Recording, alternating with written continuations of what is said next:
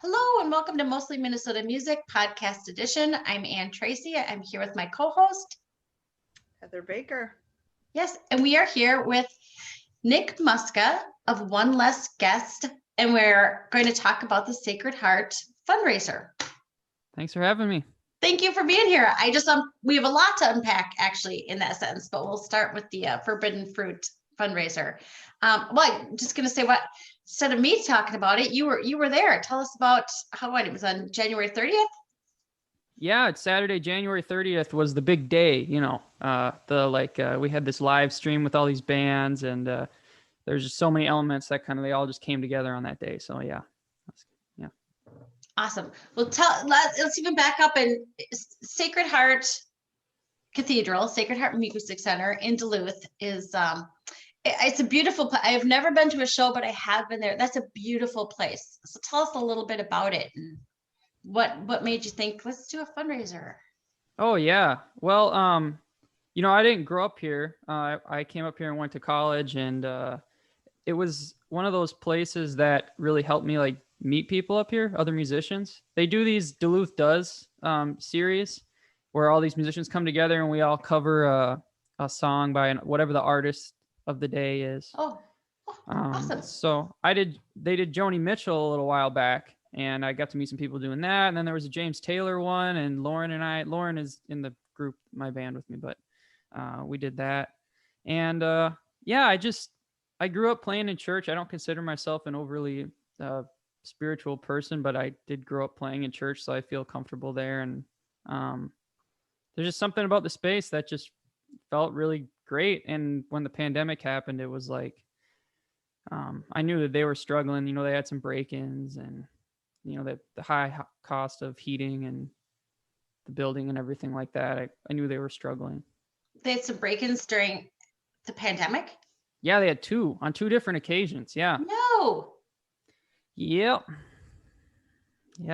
That makes me mad. Yeah.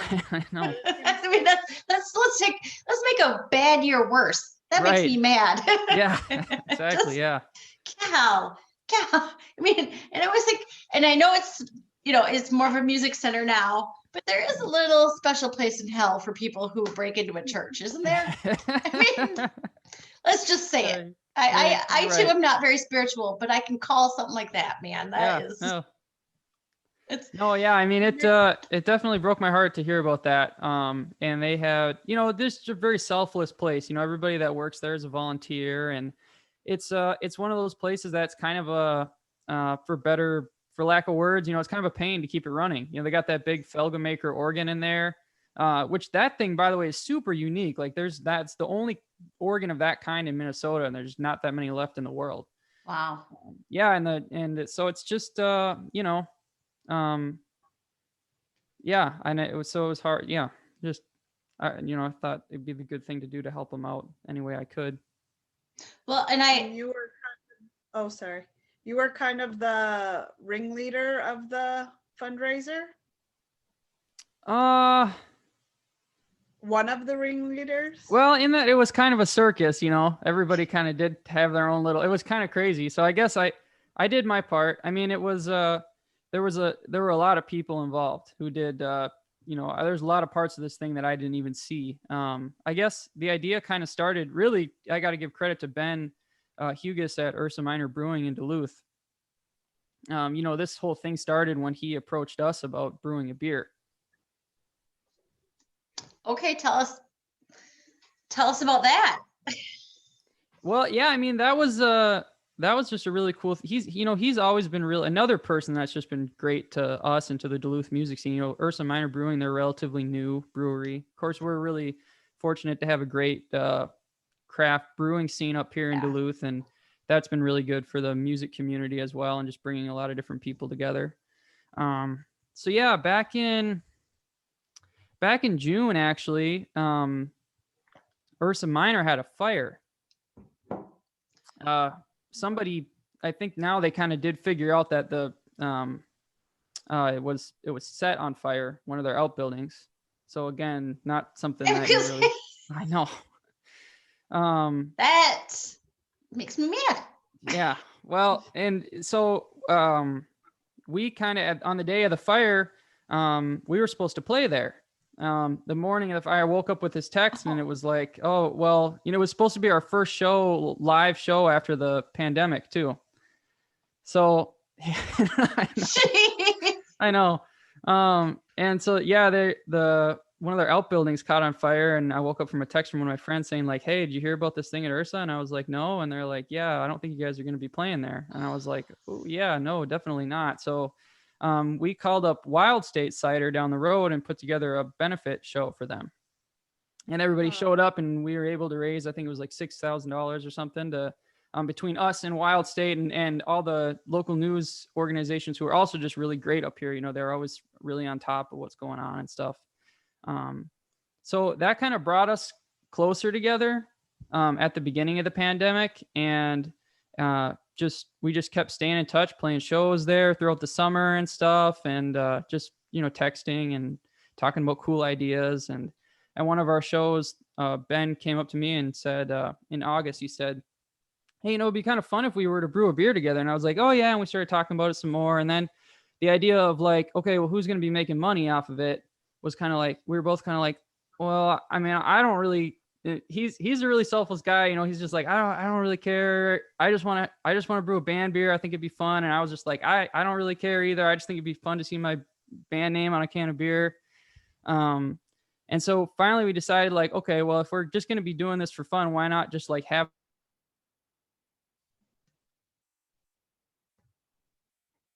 Heather, I see you. Can you see me?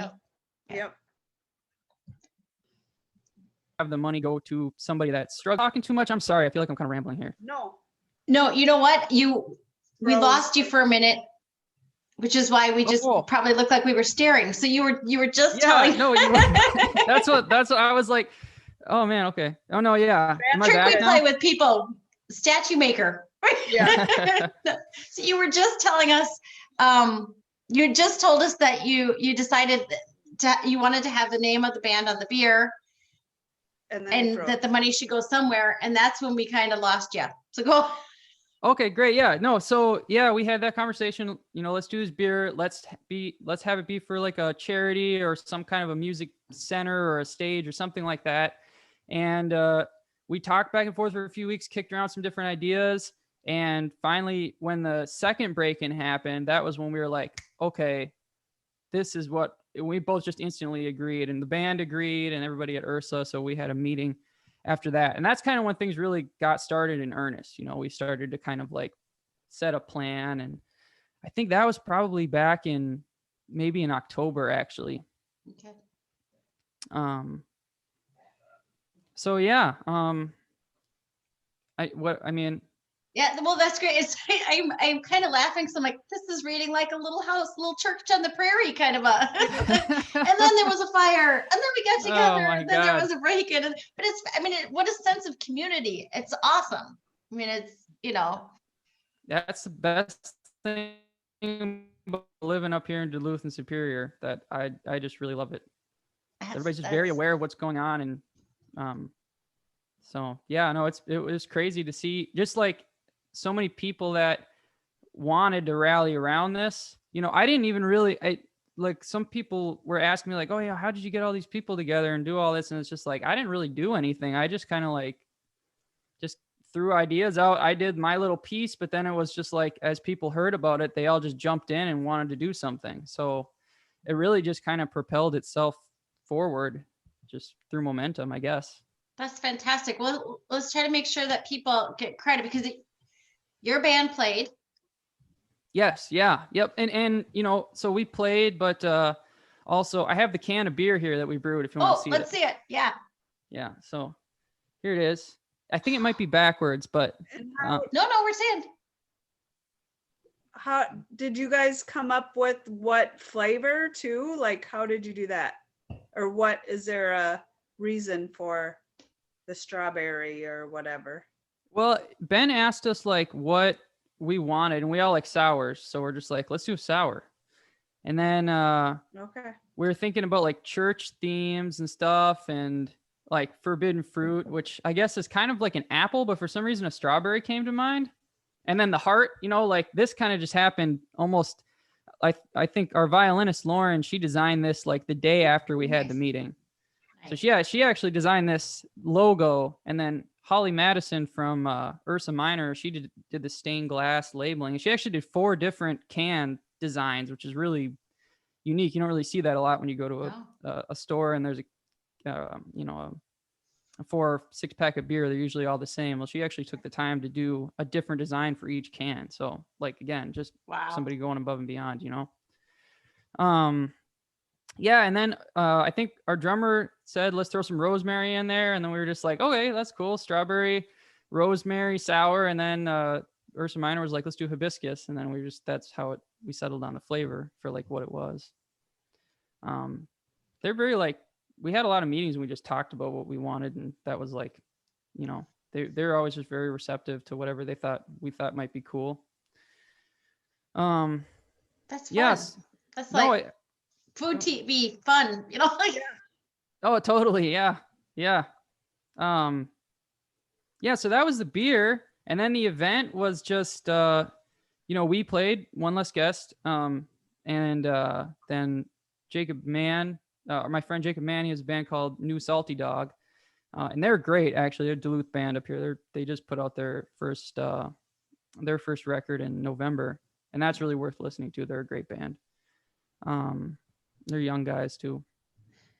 And then Laura Velvet played, which is another one of our friends.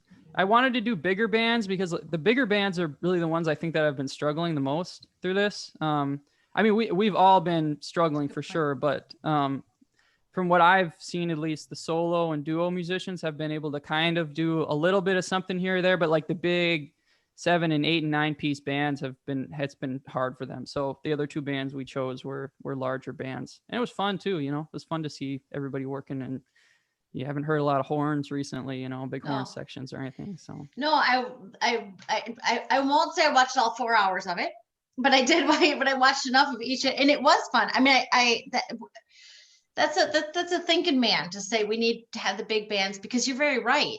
If you're a solo artist, you can just do but when you're already not abiding by the social distancing just on the stage, that does leave it. And what a fun mix. You kind of have that sort of almost a jam band kind of funk to the Motown to you guys, or I think more rock with the violin. I mean, it's a fun video to watch.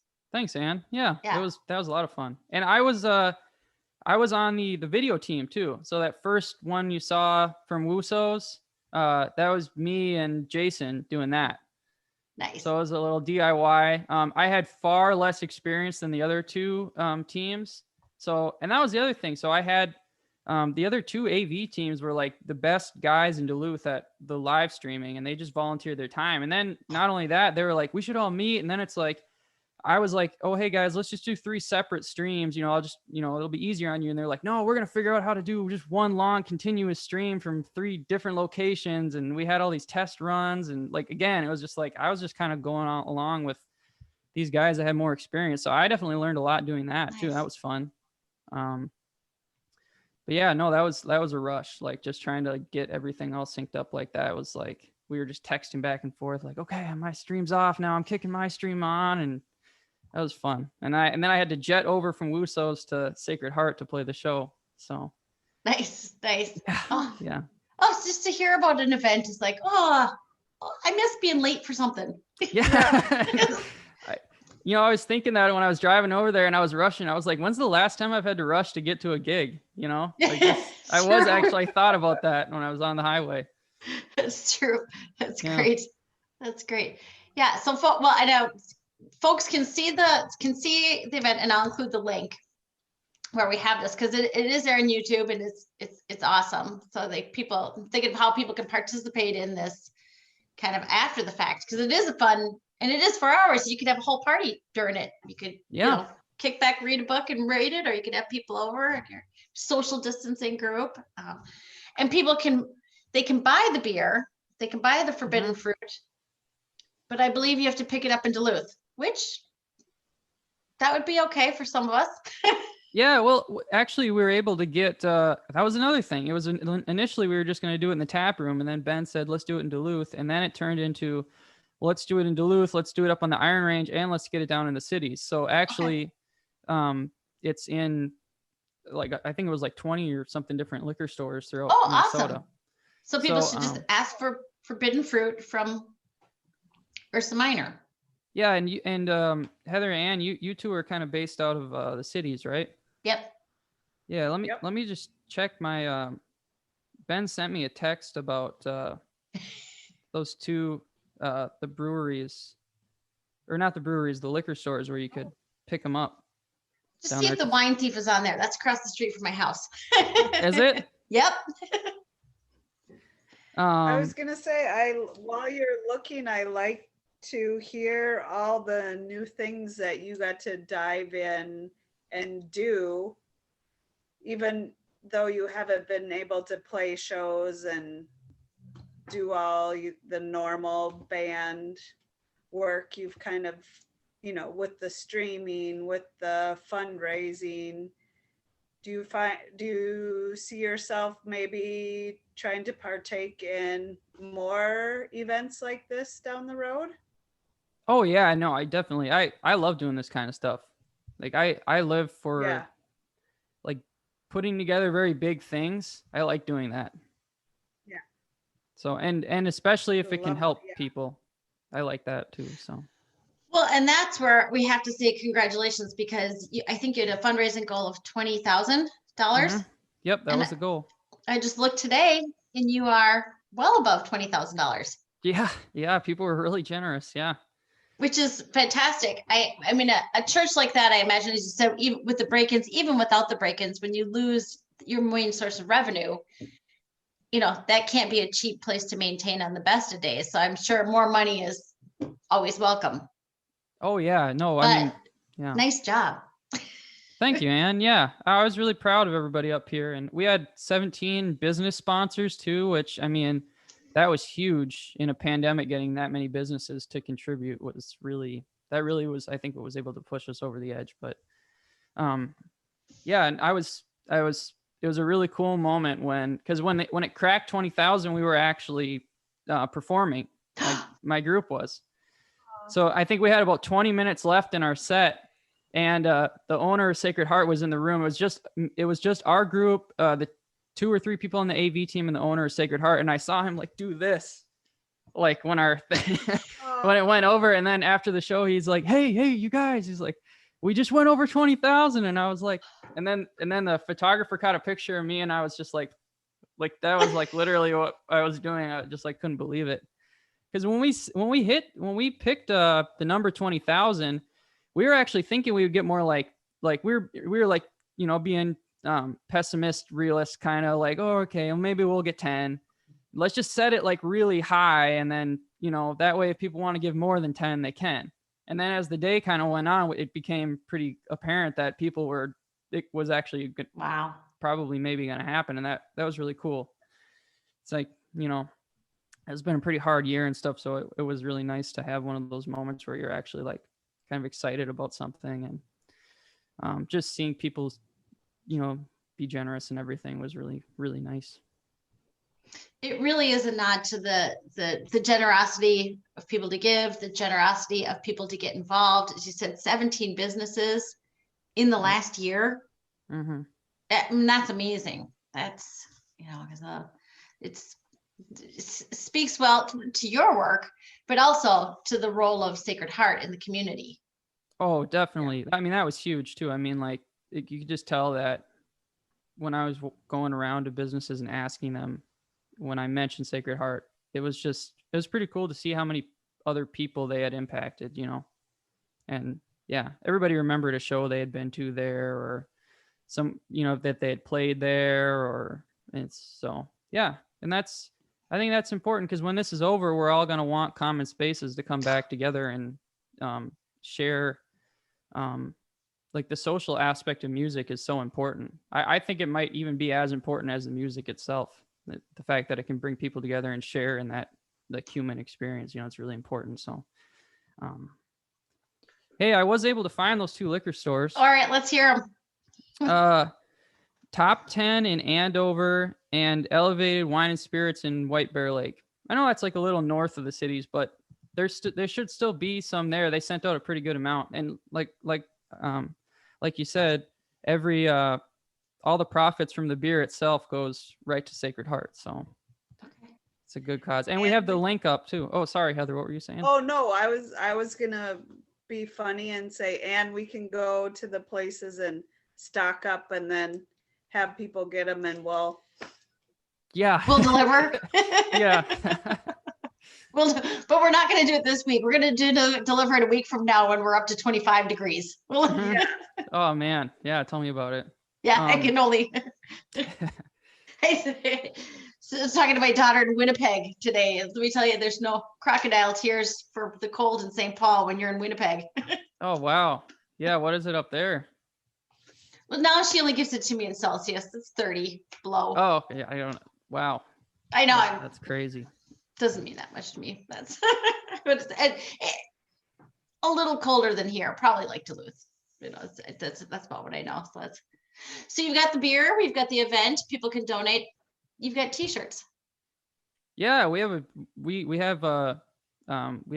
plenty of T-shirts left. Actually, those are at the Ursa Minor website, and they're in I've got different the colors. link. I'll include it in the. But people go to Ursa Minor. Yeah, it's just right there on their website, and I have one, and I actually wear it. I don't always wear like the band stuff that we have, but I actually like how it feels and it looks good and stuff. So, it's oh yeah, and then that the fundraiser link I think is still active if people want to just give directly. That's up too. Well, as I said, you've got the makings of such a good story, you know. Oh, Downs, the ups, the downs, the ups, but it's definitely a happy ending, and not that it needs to end here, but now it's all good from now. You've made it, and people are, I'm sure, will continue to give. So that's fantastic.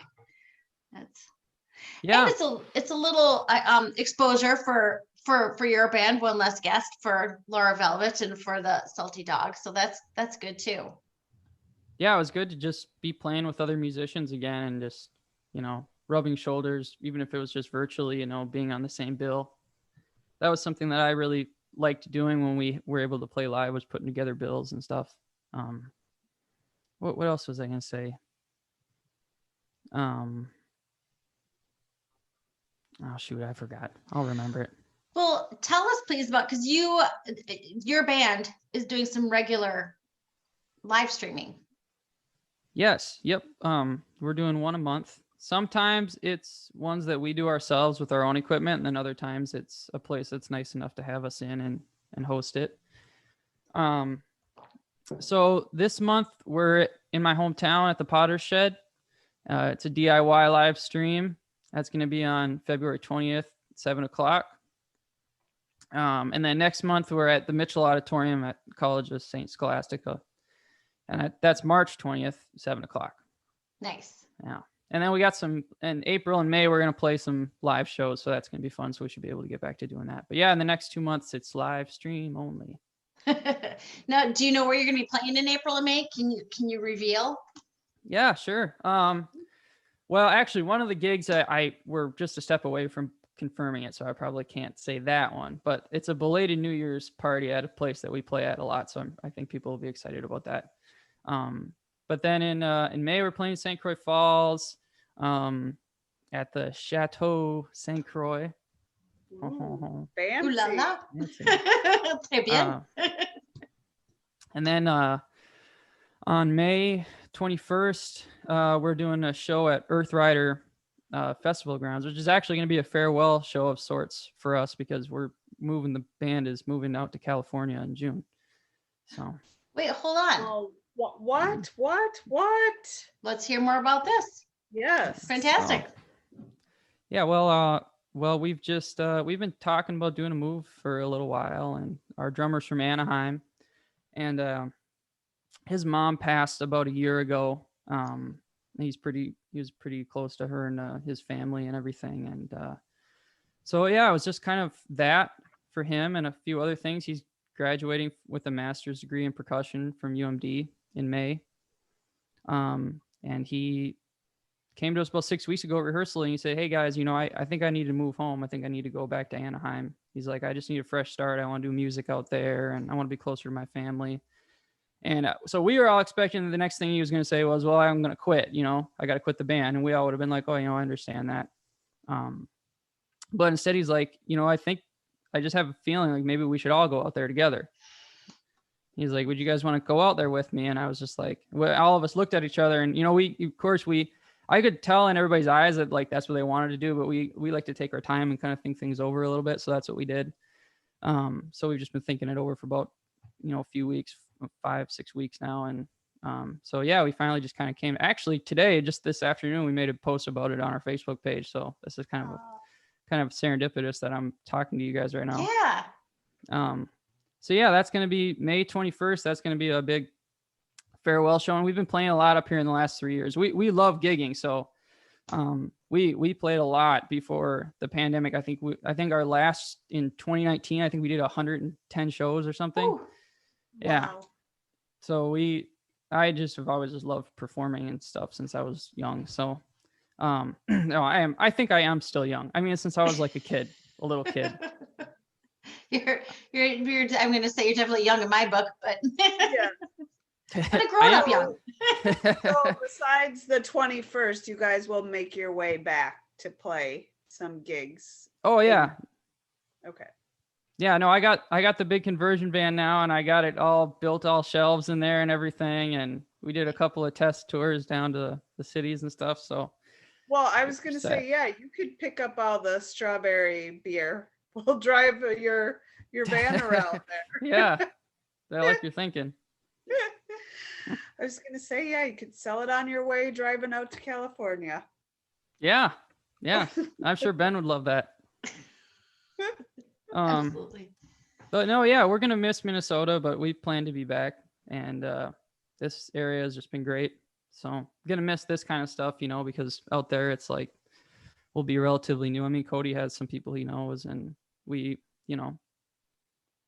all moved. Music is everywhere. Good for you. Good for you. Although part of me is like, why in the hell are you waiting until May when it's going to be nice here? Yeah, I know. It's probably gonna be too hot there for me, but no, it's super exciting. I mean, it's just good for you. Just good for you. That is absolutely fantastic. oh, thanks. Yeah. I'm very jealous now. Oh, Not that I want to go to California necessarily, No, but I just, I can't wait to hear the next chapter. As I said, now you're even more Little Church on the Prairie. Now you're going off west. yeah. I'm just taking it a day at a time. I hope for good things. Well, It's nice to have a support network out here of people that are, it's hard to move to a big city alone, but when you're doing it with people and, when people are behind you and stuff, I think it's a little bit easier to do. I hope. I've never lived out there before, so. Well, what's nice is I think that you'll be able to transplant talent from one to the other. You can hook people up with Sacred Heart from Anaheim or around there. And then we'll get to know some of those bands, and they'll get to know some of, that's Yeah, there you go. cross-pollinate. So I that's exciting too. Oh yeah, I'm all about that. That sounds great. Yeah. But yeah, so those are the shows. That's the plan. Yeah. There you go. Bada boom, bada bang.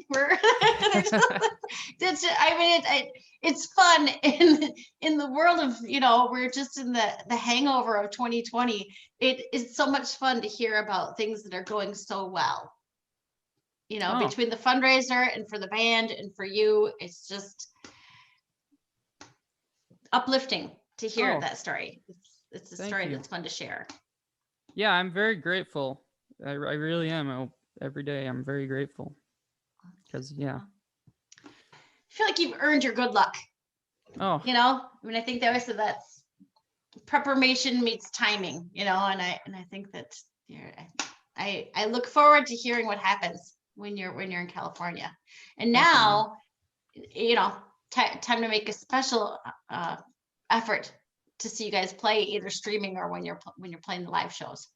Yeah. I really want to, there's a lot of people that I want to see before I go. And I hope people come out and like I said, on that May 21st, if you've never been to the Earth Rider Festival grounds, it's big. I mean, you can fit quite a few people there. So that'll be a really fun one. Pretty memorable, I think. That's May 21st, did you say? Yeah, it's a Friday. Yeah. We'll be doing a 3-hour show there. Yeah. And we just put out our first album in the spring, and that's like on Spotify and stuff. And if anybody just wants to listen to our music, just thought I'd throw that out there. Nope, that's good. Curious. That's good that you should. That's good. You should. We will include all the links. So, well, great. Well, yeah, as I said, we will include all the links, but for folks who are listening and might not see this, let us know where are the best places to find out about the Forbidden Fruit Festival and to follow One Less Guest. Yeah, you can find the festival. We actually made a Facebook page for the event. We made it in 2020, even though the event was in 2021. So it's Forbidden Fruit 2020, and that's on Facebook. And from there, you can find the live stream if you want to listen or watch, and you can find links to the different Ursa Minor t-shirts and things that you had already mentioned. But the actual fundraiser link itself is www.givemn/story/Ursa Minor. Okay. So Ursa Minor, I give MN. So good. Yep. And yeah, check out Ursa Minor Brewing if you're in Duluth. They're really, honestly, a great bunch of people. It was like just a super pleasure to work with them. They deserve a lot of credit. They really do. Nice. Yeah. Nice. And One Less Guest, how is the best way to find you guys online? Yeah. Well, kind of the hub for all of our stuff is our website, www.onelessguest.com. Nice.